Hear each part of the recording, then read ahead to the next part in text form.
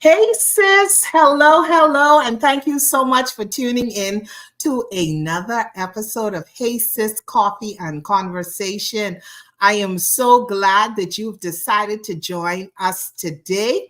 I hope that you've had a great week. It is Palm Sunday, so Hosanna, Hosanna to the King of Kings and the Lord of Lords, because we observe Palm Sunday at Haste This Coffee and Conversation. Let's just make that clear. But as I said, I hope that you had a great week, and I hope that this conversation today will be of help to someone, that you will enjoy it, that you will feel free to comment, participate. As always, you know that if you are tuned in, but you don't post anything, I can only see that you're tuned in. I don't know who you are. So please don't be offended if I don't shout you out. I do like to shout those out who actually, come on and say something. And so I want to say welcome to everybody that's tuned in, and also blessings to you too, Edric. I hope that I pronounced that correctly. Edric Pinder, thank you so much for tuning in. So if you saw the flyer, then you know that we are going to be talking about divorce and recovery today. Excuse me. Hey, Sister Chelsea, thank you so much for tuning in today. As always, I appreciate your support. So as I said, we're going to be talking about divorce and recovery. And we all know that that is not easy. You don't go into a marriage planning to get divorced, but it does happen. And whether you initiated it or whether your spouse filed for divorce, however it happened, of course, it can be devastating. It's life-changing because, of course, when you were planning your life, building your life, you were, of course, building it with that person.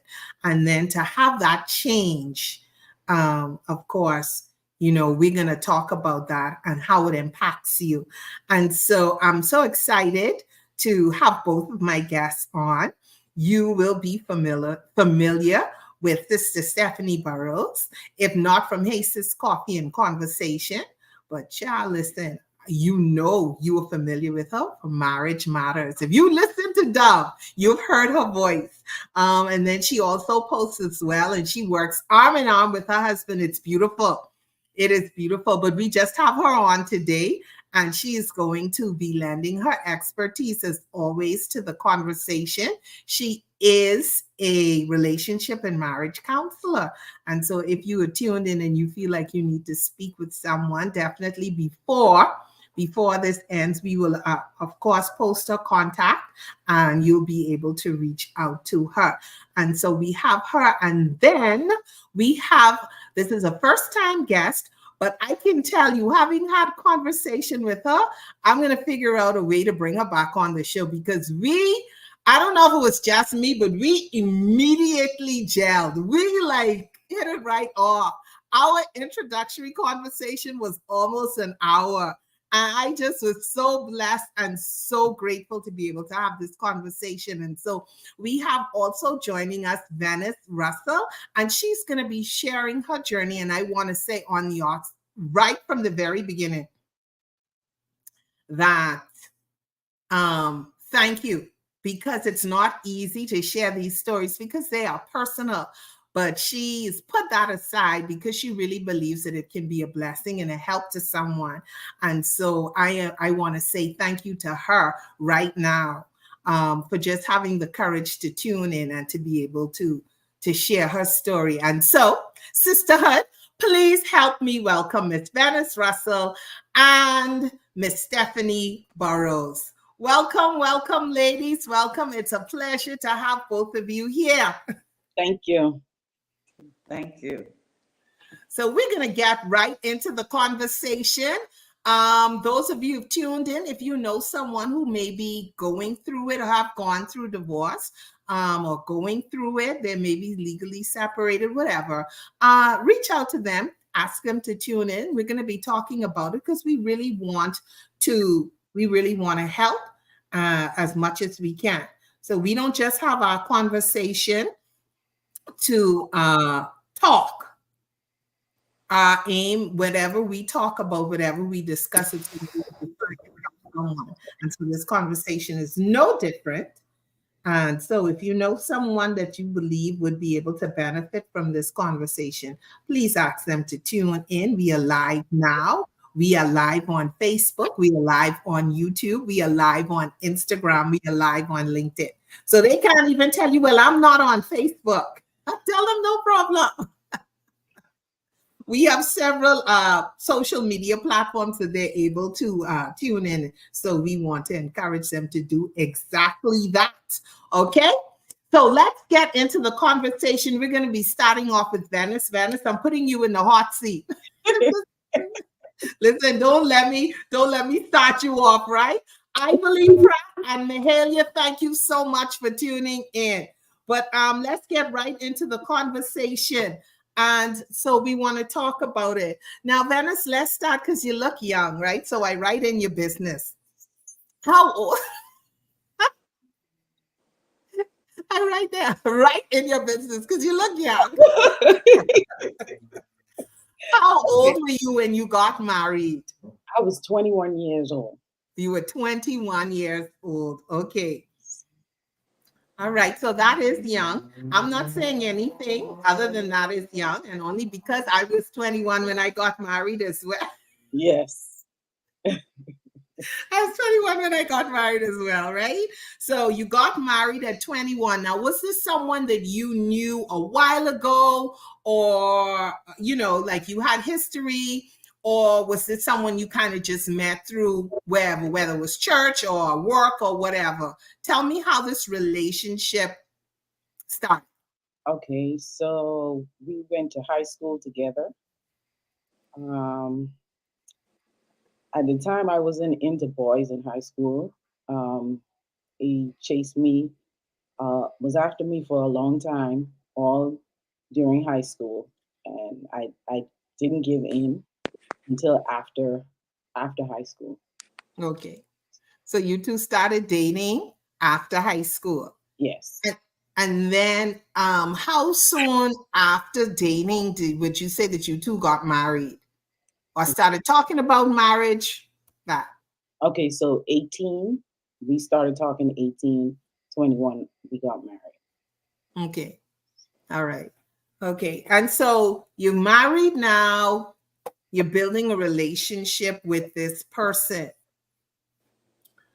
How long were you married before you would say, maybe I want to find out, did you see any red flags? Was this something that came out of the blue for you, this journey? So how do we get from this is the person who would seem to be really interested in you from high school, was after you. You two get married at 21. You're 21. And how old was he? 22. And he was 22. And you're now building this life together. So how do we get from there to where we are now? Okay, so let's see. So the red flags were there. Okay. Beginning, but it's like when you're young, you don't know all of that, especially if I guess you're not heeding to guidance. Mm-hmm.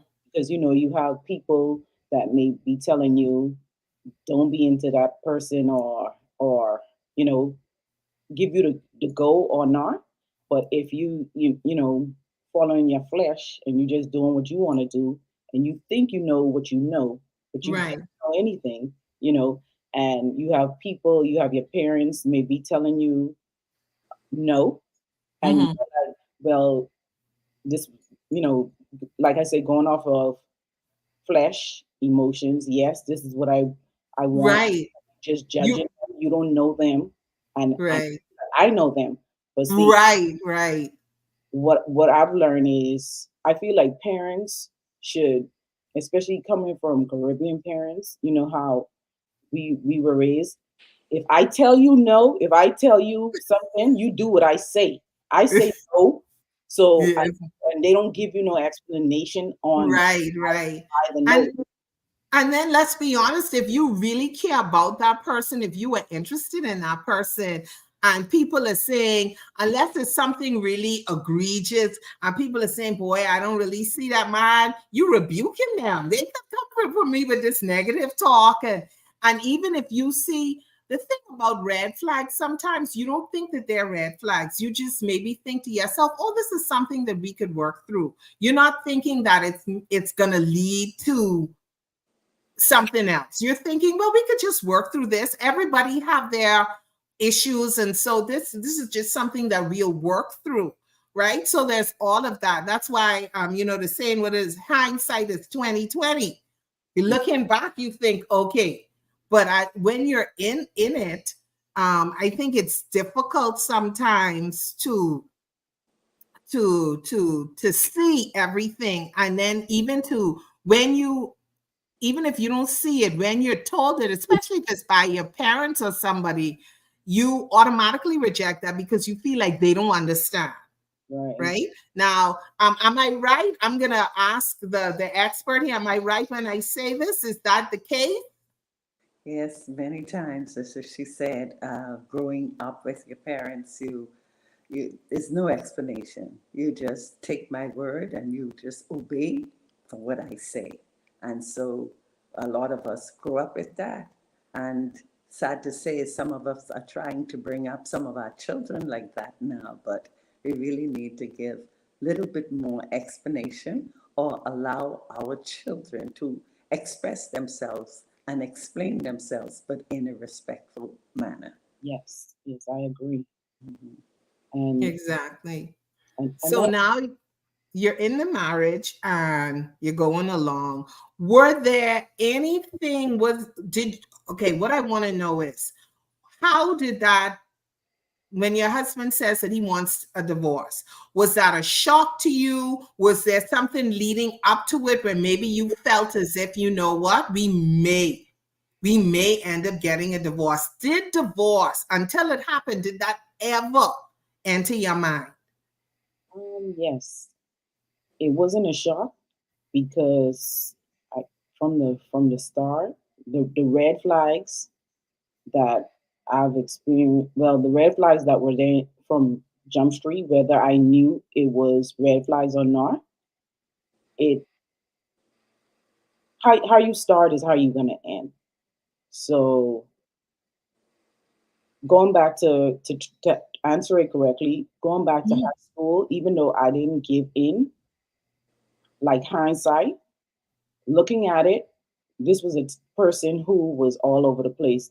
Even though you trying to pursue me, I I'm not interested. So it's like you trying to like this person, that person. I'm hearing you trying to Mm. like all these different people, you know.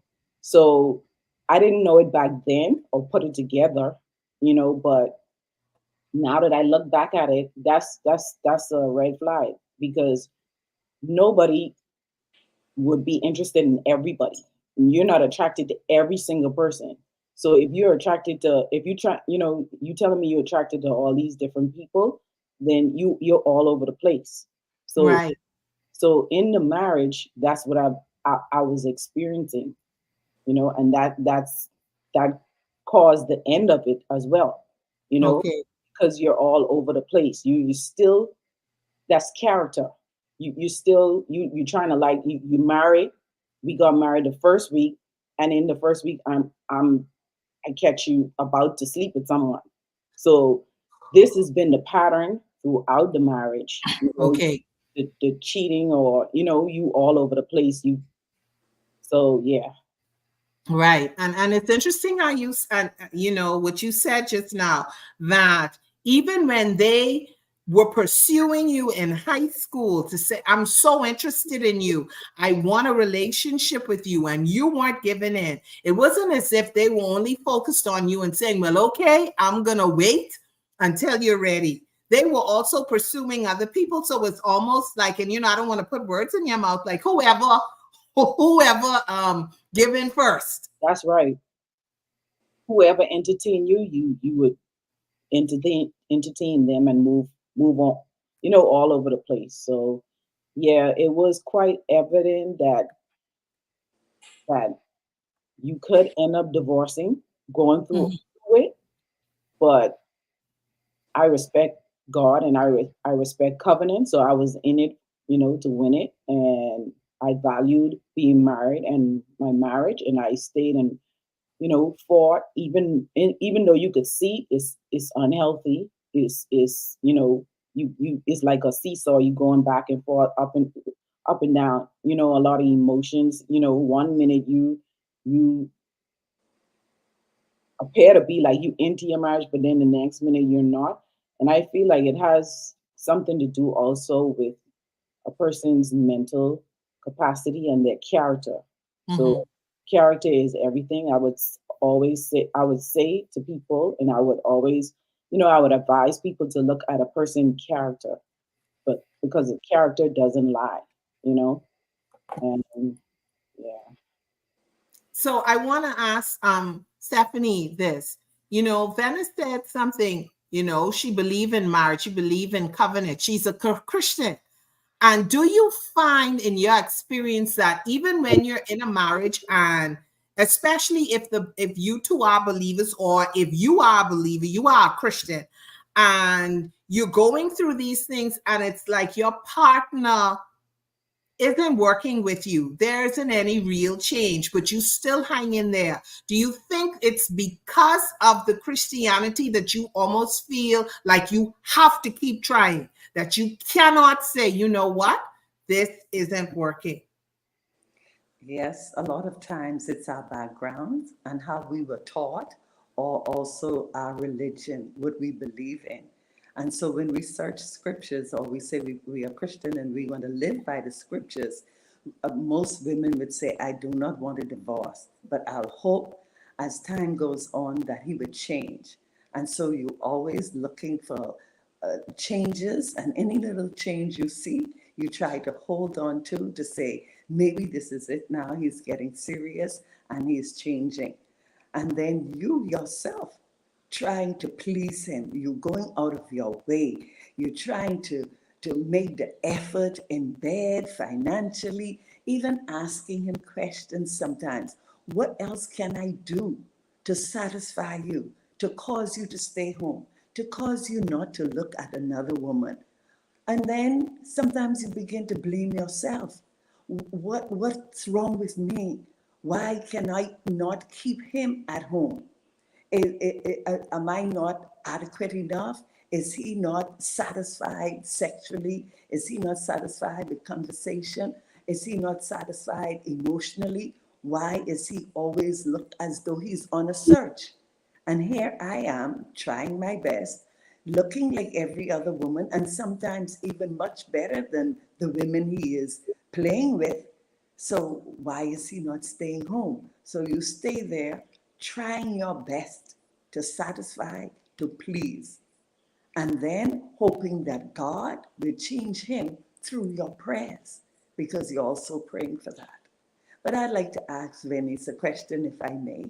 Yes, ma'am. Okay. And how long have you been married? 18 years. Pardon?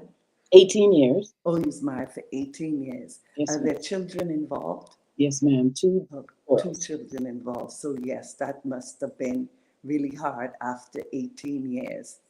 Yes. And so you don't expect it. And then what could have been worse? And I was trying to remember whether you said who initiated the divorce. He did. He did.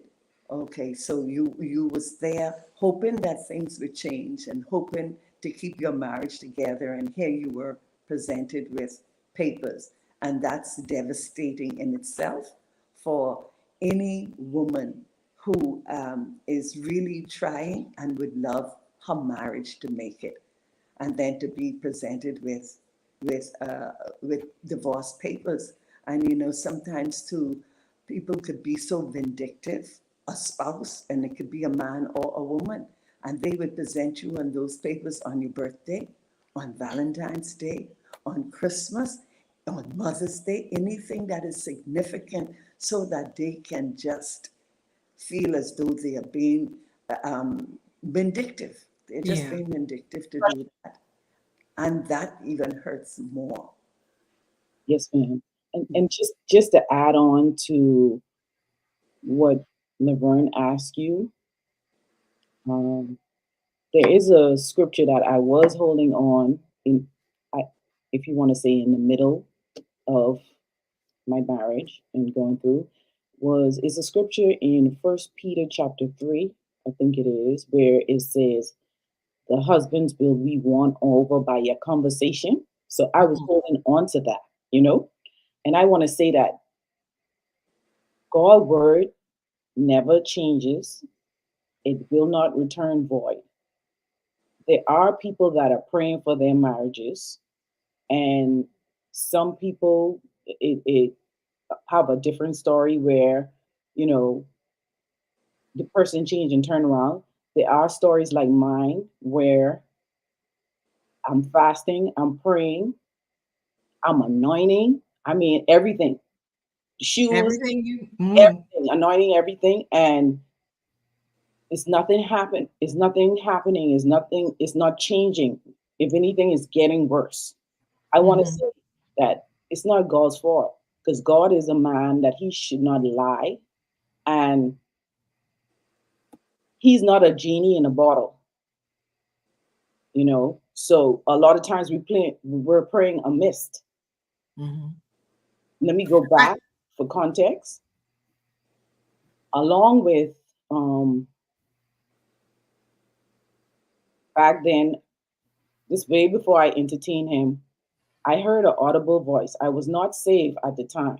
I heard an audible voice saying, "Don't mess with him. He comes with a lot. You're gonna have to go through a lot." And a lot of times, God, when He speak, He may not even tell you that much detail, but that was a lot of detail. But because I didn't know, I wasn't saved at the time. I heard the voice. I heard you know, but I yeah, didn't know. Not till after the fact, you know, when I got saved, I learned that that was God's voice telling me that don't mess with him. You're gonna go through a lot, right? right. Then I had my parents telling me not to do it, not well, not to even entertain him before we even got to marriage, not to entertain, but me Yeah, rebelling, I did what I wanted to do. I gave in, and I actually gave in because at the time I was trying to like who I was trying to like, but they wasn't trying to like me. So I'm like, he was after me for years. He must really love me. So that's how I ended up giving in, and I look at right. it as settling. Mhm. Wish I had someone in my ear, like a what you call it, a mentor. And I feel like young girls and ladies, even women, should be mentored.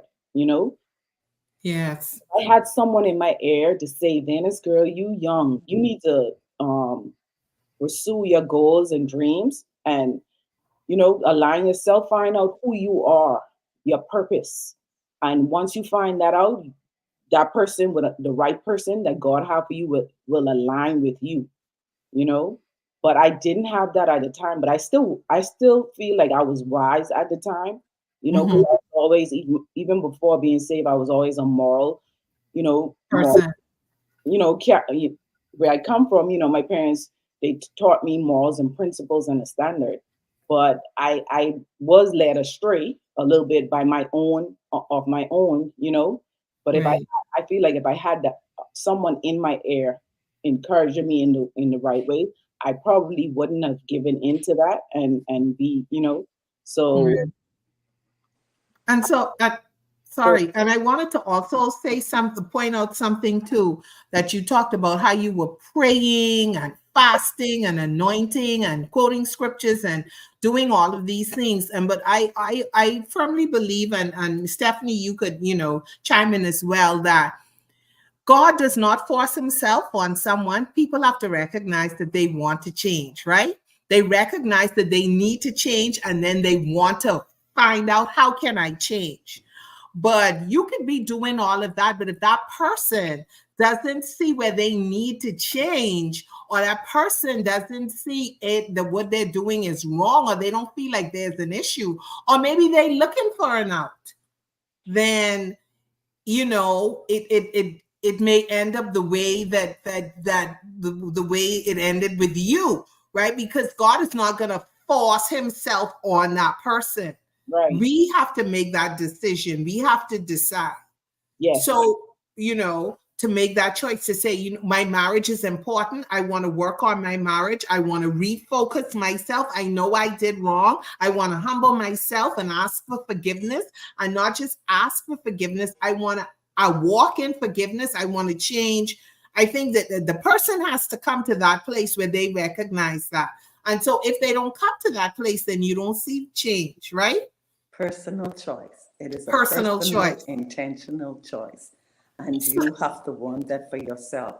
Yeah. And many times we find in marriage too, when a person wants a divorce, they try to look for every reasons and every excuse and every blame. They blame you for this, they blame you for that because they want out. Yeah. And every time you get a blame, you try to fix that. Every time you hear a fault, you try to fix that. And as soon as you fix one, there is another. Yeah. If they're trying to really get out, they would find yeah. reasons. And So they then, don't want to be there. So it doesn't matter what you fix. and I always say to couples, marriage takes two. One person cannot work on that marriage by themselves. And you would never see a marriage fail if both persons are working at it to make it successful. Both persons have to be working together. Just like the Bible says, how can two walk together unless they agree?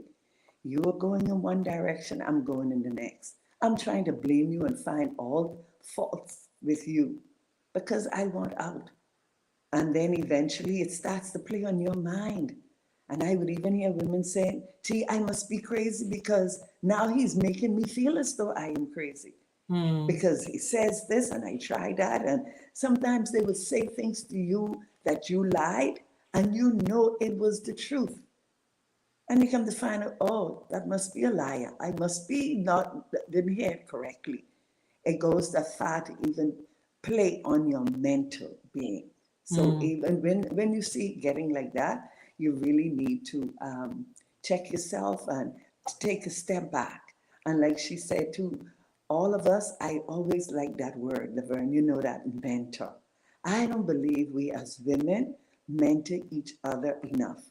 I don't think even couples should be mentoring couples, but that's not a familiar word in the, I would say, maybe even the Bahamian society.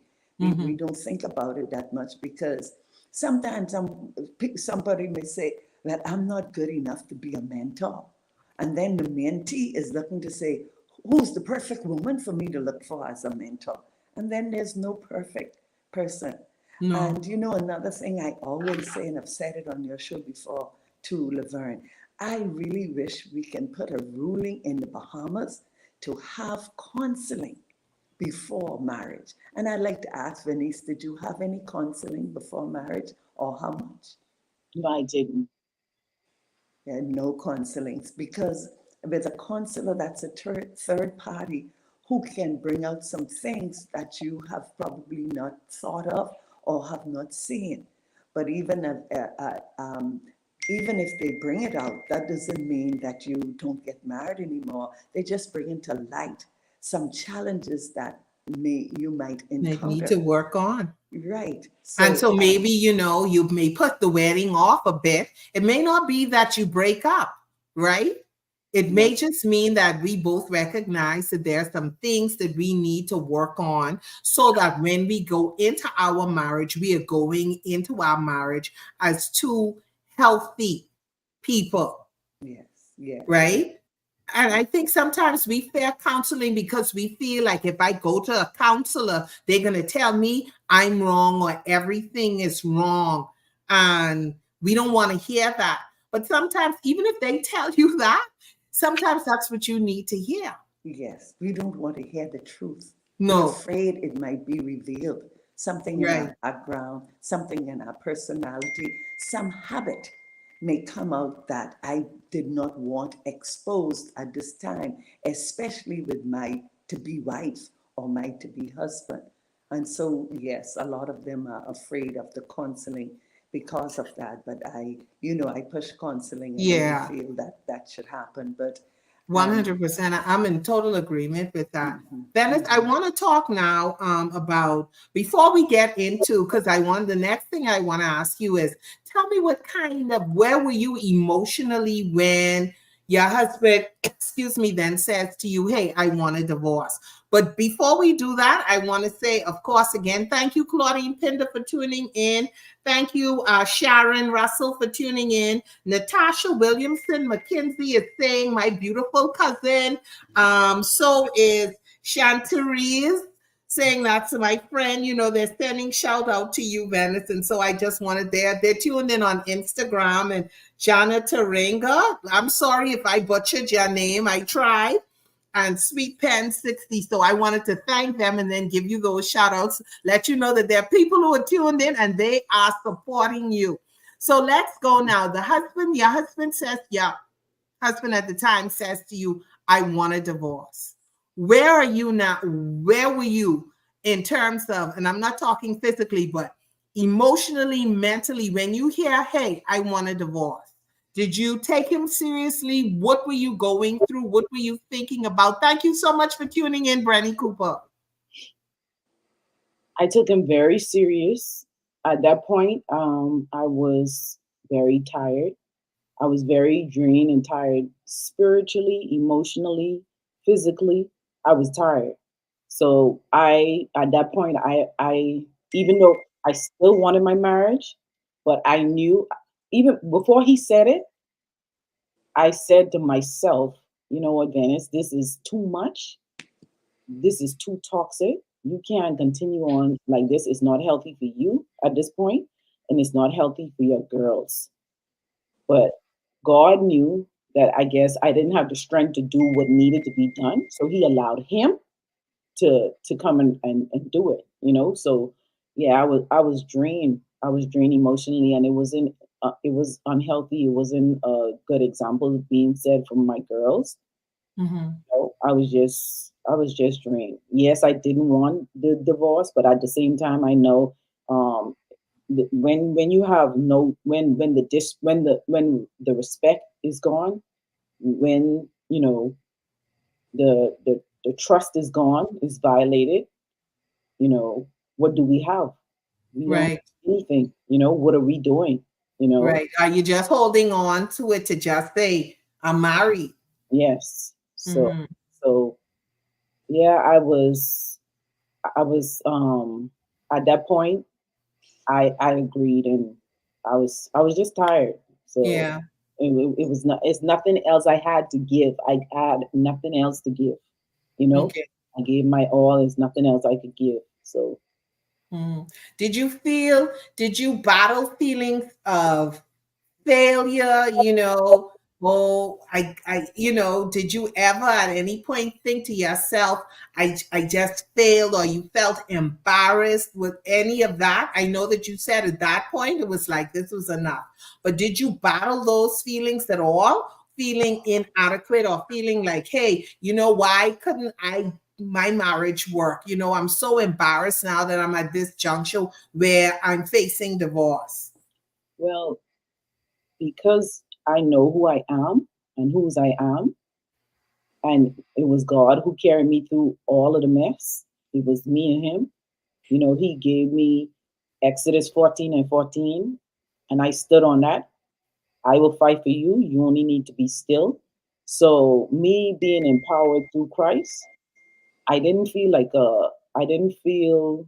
embarrassed, because I know my identity. I know I gave my all. I know I was walking away with my head held high to say I gave my all. I didn't. That's not to say I felt great about Right. it, but I know I gave my all, so I was not embarrassed. More and plus I went through so much throughout the 18 years. So, Mhm. what may have affected someone in one way, to say that, oh man, he said he wanted a divorce, or like your world crumbling, and Right. because I went through it for so long. You were going through so much, right? I went through crying rivers.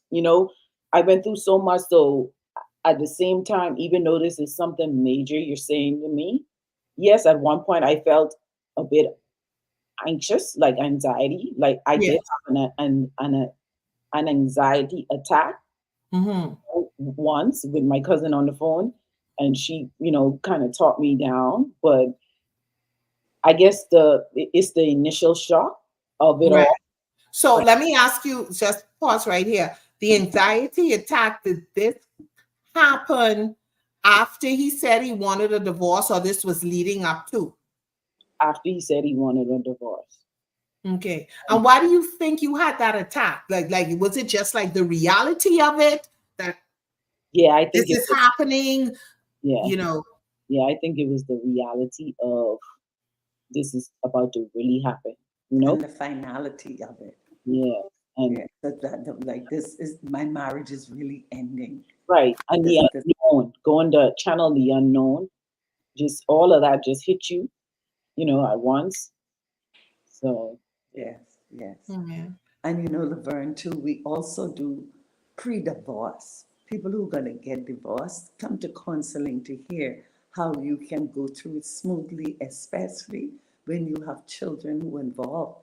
And sometimes, even if you were divorced already and getting remarried, to blend two families, we say, come for counseling so that you can see now how you would blend those families. But even pre divorce counseling and post divorce counseling, because both spouses go through some emotional, mental, financial issues when you have to face that. It's not easy. Although he might have served the papers, it still was not as easy for him. So we can't see it easy for anyone. So we always try to encourage also post divorce, because so much happens, and then sometimes there's so much a fight, maybe even in the courthouse, because if you have assets and businesses or whatever together, you still need to settle those, and sometimes it seems as though you from friends now you are enemies, and you cannot communicate, and you cannot settle, and you cannot discuss anything with sense.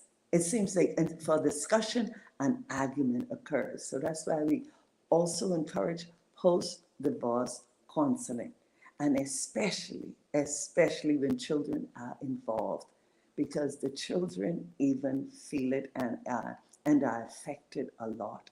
So I yes. want to ask Venice, who told the children and how? Well, he told the children, Hmm. and he didn't give a valid reason as to why. So they were lost. Were you present when he was telling them? I was in prison. I didn't know he was. I didn't know he was going to tell them, but Mm. from what they told me, that he said that I bought so much, always buying a bunch of lettuce and just letting it waste. That was what they said that he told them. So I'm he sorry. I divorced don't you. know if you bought so much what? I'm sorry. Lettuce? Yeah, the lettuce in the what you call it, that container where what you make salad with. You're right. Yeah, so he told them that That was the reason why. I don't know if that was the reason why, but But he that was, pointed that out to them. yes, that was, yeah, your mom always buying a bunch of lettuce and letting it waste, and I guess he pulled out all the lettuce, like the different containers of them spoiling. So I mean, okay, Lord, let me turn this down because I'm going to be honest. My lettuce is spoiled on me a lot. Hopefully, Mark is not tuned in. How old were the children at that time? I think 16 and 12.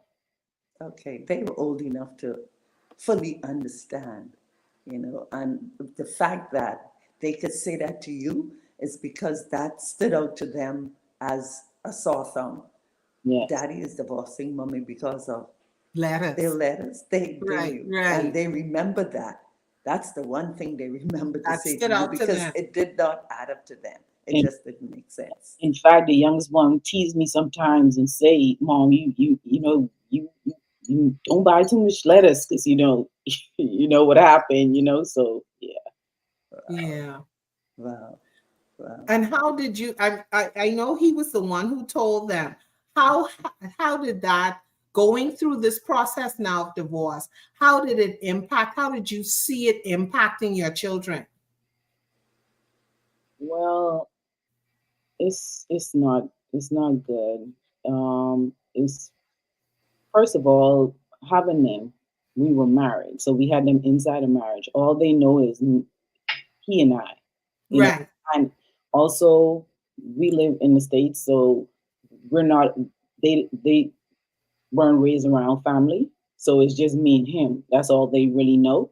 And Right. to tear that apart from them, that was real crucial. Even though they we were going through stuff inside the home, and I guess when you deal with traumas, you tend to learn how to deal with traumas. They become a norm, even though it's toxic. Mm-hmm. Even the tearing apart, it affected them emotionally, mentally. Their mental health. You know, they it still affects them. You know, Right. Today. I because that's believe that all. that's why I encourage the counseling even for the children. You don't want them to um, take sides because we don't know. And I'm sorry to hear that he did not involve you in that conversation. You should have been there to hear, and so the children could even hear your side and hear it more fairly within your presence to say, to bring such news to them that their family is tearing apart.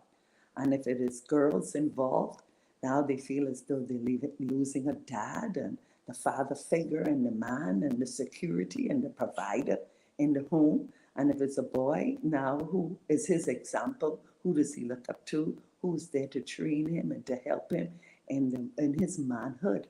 So even with children, they go through a lot of trauma and questions, and sometimes they even wonder what did they do to Yes, cause the divorce.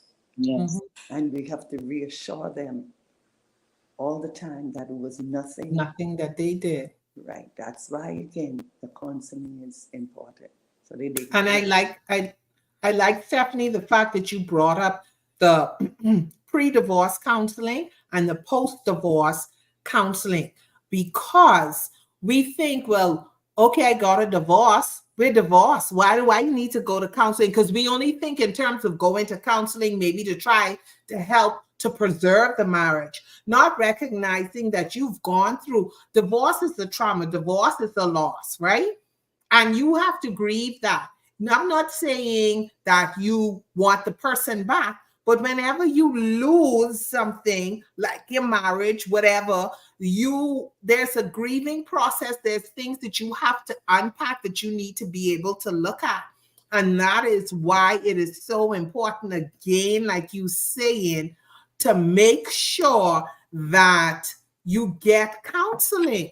mm-hmm. Um, so many people, Brenny Cooper is saying that she admires you and appreciates your willingness to share and your transparency. Thank you for tuning in, Ellen. I'm trying to look through. Um, they're asking if the children has received any post counseling. Before you answer that, Lavonda Nautilus is sending shout out to Sister Stephanie and Venice. Thank you again for tuning in, Maxine Martin, and also Therese, who's tuning in from Bimini, and Colette Williams and Vanessa Colby. You know, I'm always excited when you tune in, and Permel, and I think that's everyone. But have your children, did they get any counseling? Are you looking at maybe doing counseling or having them go to counseling? yes. My oldest daughter, she's in counseling now, and I'm looking into getting counseling for my youngest daughter. Very good. These things affect people differently as Yeah. well. So, yeah. And isn't it something how most most spouses who go through divorce, they would always say they feel as though they could have handled a death of a spouse more than the divorce of a spouse, because Wow. it's just so traumatic and so much memories and so much reminders. Whereas with death, you're not seeing the person anymore. There's no more conversations. You can move on. But with the divorce, and the children want to see their dad, and then some the children have to go to dad's house, then they have to share themselves with mom, and then there's one culture in one house and a different culture in the next, and there's one standards in one house and different standard in the next. So that is why the counseling is so important, even the children and the family, so that they can all try to be on one accord, if only to help these children to grow up to be stable, productive, and mentally and socially strong persons. Because the experience of a divorce with a mom and dad, especially as teenagers, that's so traumatic for them. They have to go back to school, and where does mom live and where does dad live, and which weekend I'm going to be with this one, and who's going to give me monies, and am I going to get monies, and am I going to be all right, and what's going to happen with my marriage, and the list just goes on for On and them, on. and it really affects them a lot, apart from them already wondering, what did I do to cause it? Or Yeah. Yeah. what could I have done not to Differently. cause it? Hmm. Yes. Another thing I love what you Absolutely. said too is when you said counseling for remarriage in merging two families together as well. I think that's also awesome as well. Yeah. And very Yes, much very needed important. as well. We Right. call that a blended family, and usually we say it takes almost 7 years to blend that family, because Wow. it's two cultures coming Coming together, together. and what they were used to want, and then there are rules also for how to blend those families, because now who is going to be the primary one to discipline? You have to decide that, who's Right. going to be the primary one to have to make the decisions. So it's a lot involved that they don't think about, but just try to live from day to day. So Venice, I would tell you, if you're going to go into a blended family in the near future, because you still look young, just like Laverne said. Yes, Listen, I. Stephanie, you preempted my questions because that was coming up next. That was coming Go up. ahead and That was ask. coming up next. Go ahead I, and I, ask.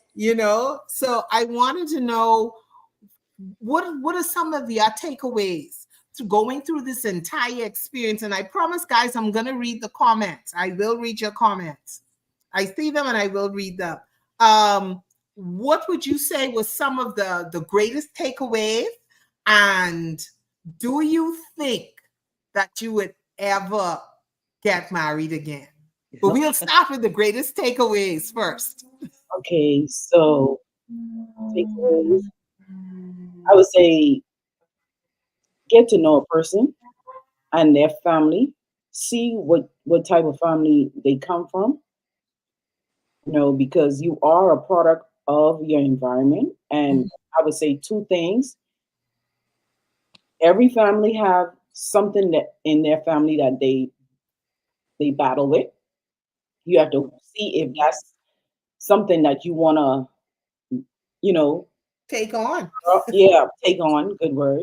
Yeah, see if that's something you want to take on, because one, either they're gonna be a product, they're gonna hate that thing. If it's something negative, they're gonna Mhm. hate that thing so much that they're gonna choose to be totally opposite from that. Or two, they're gonna hate that thing so much that they become that thing. Mm. you know and if you think about it, there are things that we hate so much that we do it. And we find ourselves doing it. And So I'll tell you that. I see in me, i I hate throwing away food. I hate wasting food, and sometimes that happens, like the lettuce, like it happens. So like I say, you're gonna hate that thing. So I get to know a person, like in our culture, in the Bahamian culture.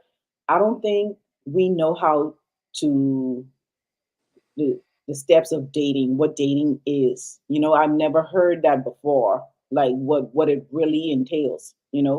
I feel like you need to get to know a person and their family, you know, s- find find out who you are first. Know your value and your worth, and don't compromise. Don't, you know, because a lot of times we look for love from outside of ourselves. Mhm. Christ tells us love others as we love ourselves. How can I love you if I don't love myself? If I don't know my identity and who I am, you know? So I think everything starts within. So I've learned not to compromise who I am, not to lower my standard or, you know, sell myself short.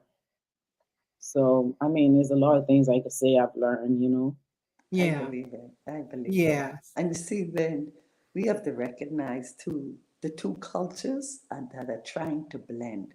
Yes. And I don't always mean Bahamian and Jamaican Right. No. or Chinese and No. American. No, they're two cultures. I Cultures. mean, could be this two different cultures right at 8 Mile Rock. That's Yes. right. You have to learn how to blend those cultures. Yeah. And with another thing, especially these days, we have to see that we all are damaged people, damaged marriages. I say that, but we have to recognize it. There's something in every family that is broken. Yes. And when we recognize it so that it does not come a generational curse, then Yes. we can stop it. And I like when Renee said to get to know the families, visit Mhm. the homes. And she's also mentioned that dating, what is it like? And I have a niece who is dating, and I gave her 100 questions to discuss. Good. In dating, all we do is we want to go out, we want to dress up, we talk and laugh, and half of the time we are out, we are on our phones. But what is the conversation really like for me to Mm. get to know you, your habits? What are your family background? What are your beliefs? What is your religion like? What do you decide to do when you come into your own home? What do you want that to look like? Do you want it to look like yours? And I'm coming because I want it to look like my own? No. We now two different people. We have to create our own cultures, our own rituals, our own rules, our own boundaries, no matter what mom or daddy or anybody may say. And so in the dating, those questions should be asked. And because sometimes in a marriage, when the person is married, what? You want 5 children? I said I only wanted one. How come we never talked? I never heard you say that. That's Something as right. simple as that. Oh, I thought you was coming to my church. Why? Because the woman always comes to the demand. No, I didn't say I was going to your church. I'm so involved in my own. So it's a lot of questions and things that they do not discuss. And so there are guidelines of questions that you can ask. And I didn't say sit down and talk about it like an interview, but I told her just talk about it and bring the little questions up and have fun with it. Let him ask you and you ask him, because you would be surprised. And especially these days when so many people now are coming in from broken relationships. A Yes. divorced mom, a divorced dad. I didn't know, I never met my dad. My mom, when I was 2 years old, she remarried. My mom died. My dad is plenty issues now. Why I say we all have some brokenness in Yes. ourselves and in our marriages. And I would talk about the families. My mom had 5 children, or 5 of us are different, different homes, different culture. So that's going to happen, and we need to accept it. But first, recognize what it is. And Hmm. if it's something we feel that is a generational curse or have the potential of being a generational curse, recognize it and curse it with the blood of Jesus. And Amen. every time you see that head rise up, like if it's a family who always curse or lie, whenever you see your child have a lie or trying to say a curse word, break it at its root. And you let them know, no, that doesn't happen in my house. We do not lie to each other, because there are some who just are liars. Mm-hmm. But Before they we could, Before we go on any further, and Venice answers that hot button question that we all waiting for, I'll give her another minute to gather herself and answer that. Let me just read some of the comments. Regina Singleton is saying, Venice is a courageous warrior. She is leading her children to healing through Christ, and it is an inspiration to watch them grow despite the schemes of the enemy. Hey, mommy, thank you so much for tuning in. You know, I got to shout my mommy out because listen here. Renee Cooper's tuning in. Love this interesting show. Mahalia is saying, as women, we must continue to pray for each other. These experiences are real and it's never easy. We have to be honest. We have to talk about these things. We have to share. This is what we're doing. That's why I say we don't come here on Hazel's Coffee and Conversation just to talk business, people business. We come here so that we could share, we could learn, we could grow together. In our culture, we have made dating seem as if persons are being promiscuous. Exactly. You could date a person. That doesn't mean that y'all two having sex. Regina, I'm teaching my children dating ain't for fun. It's an interview process and it's death and life. It's just that Right. serious. Um, Yes, Brenny Cooper's agreeing, say we have to talk about real dating. We don't talk about this enough. Maxine is saying, I was in a relationship, and it took after 6 years for me to meet his father for the first time.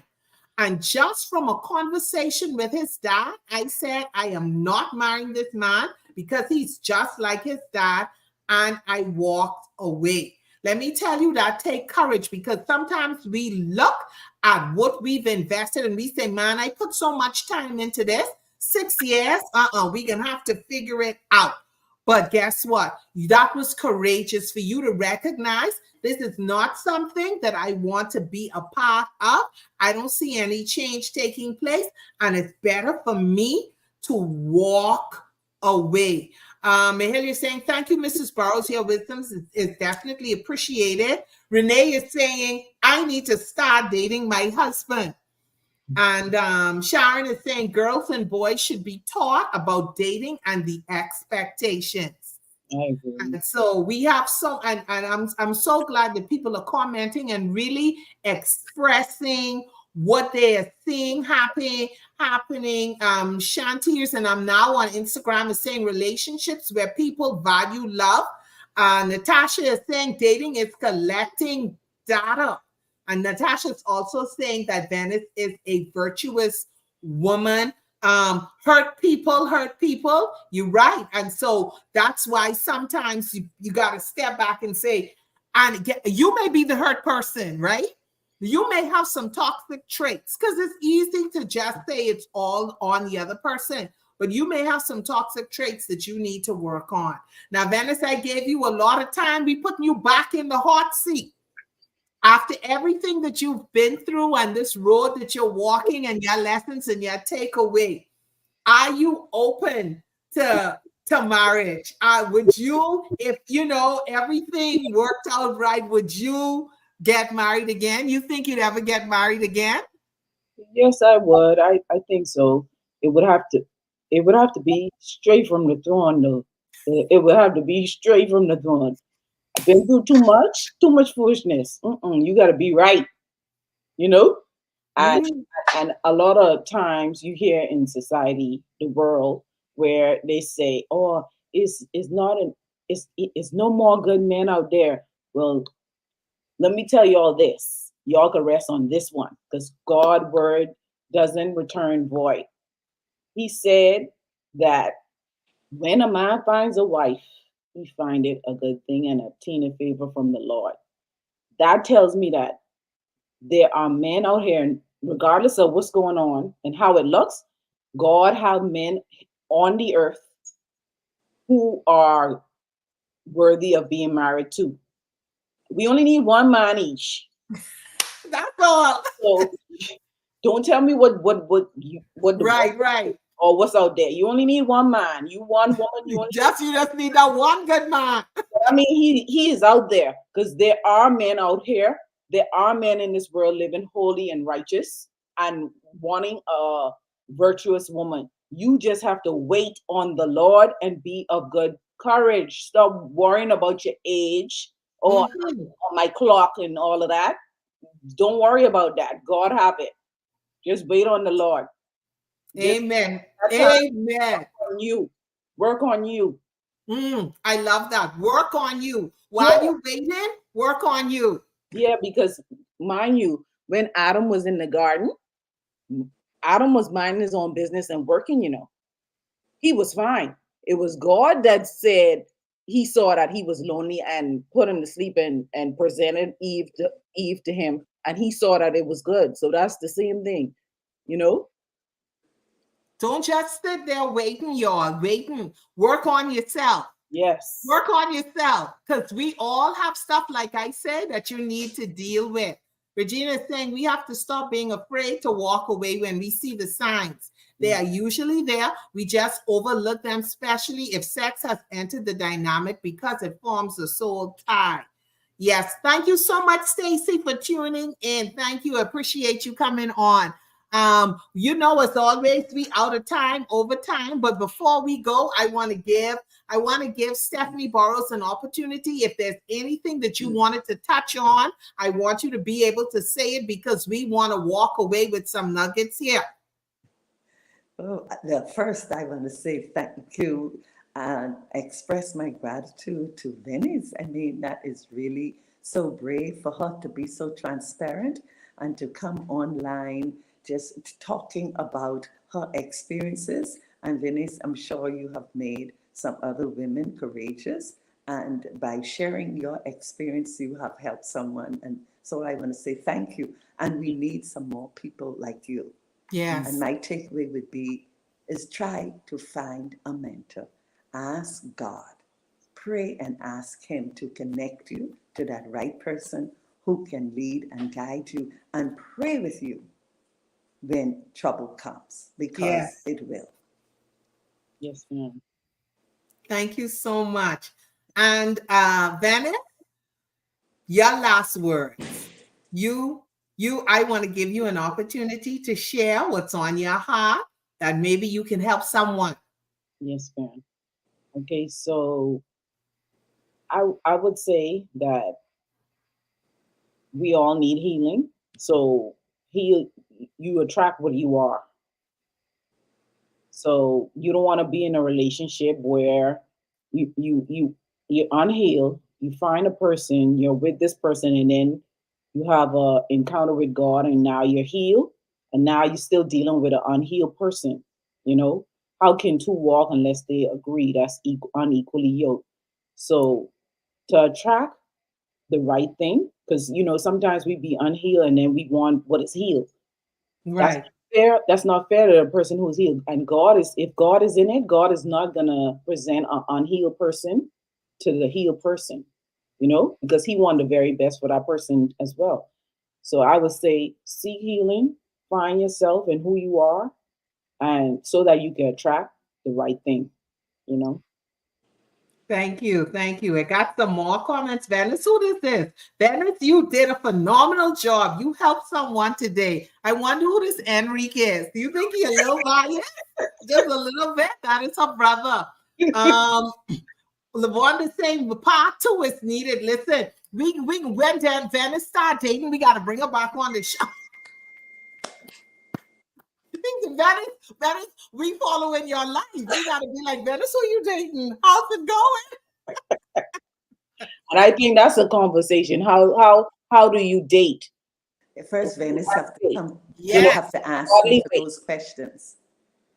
You We come and gonna ask me for but those listen, questions, before Venice. you say before you actually go on a date, we gotta connect with Stephanie. She got 100 questions that you need to ask. Now Yes. listen, you don't have to ask all 100 of them on the first date. But Okay. these are the questions that you need to ask. And so we need to connect. And again, that's why it's so important to have the mentor, to have a counselor. People think, oh, counseling, there's a stigma attached to counseling, but we need counseling. We need to have a mentor because there's some things in us that we need to deal with. And then there's just wisdom. Yeah. Wisdom. Yeah. We don't know everything. We We don't. don't know everything. And a lot of decisions that we've made in our lives, maybe we wouldn't have made those decisions if we sought counseling, if we had a mentor, if we heeded advice. We don't know everything. And so we can't discount the value of counseling all through our lives. Enrique again is saying, I'm so proud of my big sister. She has come from far. Those things that were bad has empowered her to reach out to others that are broken. Exactly. Ask on the first date. We are running out of time and don't have any to waste. Regina, what you want? Regina said, ask all 100 on the first date because that'll tell her if it's going to be a second one. Yes. But guess what? Let me also say to us that God gives us a bit of intuition. And sometimes, you got to trust that feeling. You say one mind, we say the Holy Spirit. Right. Yeah. It just ain't sitting right with you. But like there's something you said, you watching the clock. You looking at yourself and you saying, well, I up in age and I need somebody. And sometimes we settle, but we do not want you to settle. That's right. And we want you to make sure that you are in healthy relationships. But we also want you to know, and Venice is the living testimony that divorce happens, but you can recover and you can recover well. Yes. And you can recover and not be bitter. You can recover and hold your head up high. You can recover and still be hopeful for the future. And so if you have taken nothing else away, take that away, that you can recover, and divorce does not have to be the end of your world. You have to adjust. Yes. You may grieve. Yes. You have to get some sort of counseling. Notice I didn't say may. You have to get some sort of counseling, even if it wasn't you who filed for the divorce. You may say, well, I didn't file for it. But whether you filed for it or the person, your spouse filed for it, you still need to get some counseling. But you can recover, and you can recover beautifully, and you can be hopeful for the future. So I want to thank both of my guests. Venice, thank you so much. I'm going to have to make up reasons to have you back on. I want to thank you as always, Stephanie. You make yourself available to me, and I'm honored. And thank you for lending your expertise. I appreciate you so much. And of course, to every one of you who tune in, all my sisters and bros, because Henry tuned in. And if there was some brothers out there tuning in, thank you too. And thank you to my sister for always supporting Hastings Coffee and Conversation. We appreciate you, and I hope that you will continue to tune in. We air every other Sunday at 5:30. And so make sure that you are following us on Facebook, on Instagram, on YouTube, on LinkedIn, HASIS Empowerment and Resource Center for Women. We're not just about conversation. We have in conversation, but it's always with a purpose. The conversation is purposeful, and it's always to help someone. So I want to thank you for tuning in. Before we wrap up, as always, you all know I got to give my shout outs. But before I go into my shout outs, I want to say to you, if you have tuned in and you find yourself in a little tough position, perhaps you need some groceries. As always, before we end the show, I say reach out. You don't have to post it publicly. You can send me a WhatsApp. You can private message me on Facebook. The number is 826-6278. Let us know, and we want to see how we can help. We can offer a little bit of help if you find yourself in that position, because we got to help each other. All right. Shout out as always to my crew, and that's Adriana, Andre, Destiny, Antonio in Canada. Y'all know I got to thank Ma Gardner. Y'all know why? Because I just got to thank Ma Gardner. That's in us all. And thank you. And let me say to you as always, let's just be kind to each other. It does not cost us anything to be kind to each other. So thank you so much again for tuning in. Like I said, if you do need some help, if you need some help with some groceries and we could be of assistance, you can private message Hey Sis Empowerment and Resource Center for Women on Facebook or Instagram, or you can send me a WhatsApp, 826-6278. I'm happy to help. And Stephanie, how can we reach you for those of us who recognize that we may need some counseling? I want to post your number, please. Oh, great idea. 351-8311. 351-8311. And also, grief counseling is available. There is so much death going on. And what I'm realizing now is we are forgetting the children. The children feel it just as much as the adults. Absolutely. So get your grief counseling. So please take advantage of it. If you need grief counseling, marital counseling, listen, if you recognize within yourself that there's some things that you want to work on, not because you're looking for a mate, because you recognize you keep going like you a hamster on this wheel. You aren't getting ahead anywhere in life. You keep making the same mistakes over and over again. You may need to speak with a counselor. You don't have to be contemplating a relationship to get some counseling. So please don't be afraid or ashamed to reach out. Teresa Cash, thank you so much for tuning in. And all of you who did, thank you once again. And we'll see you not next Sunday, but the Sunday after that for another Hey Sis Coffee and Conversation. Until then, have yourself a wonderful week. Let's be kind to each other. We are going into Holy Week. We are going into a week where we remember Christ's suffering and his death, but also his love and resurrection. And so I want us to be mindful of that.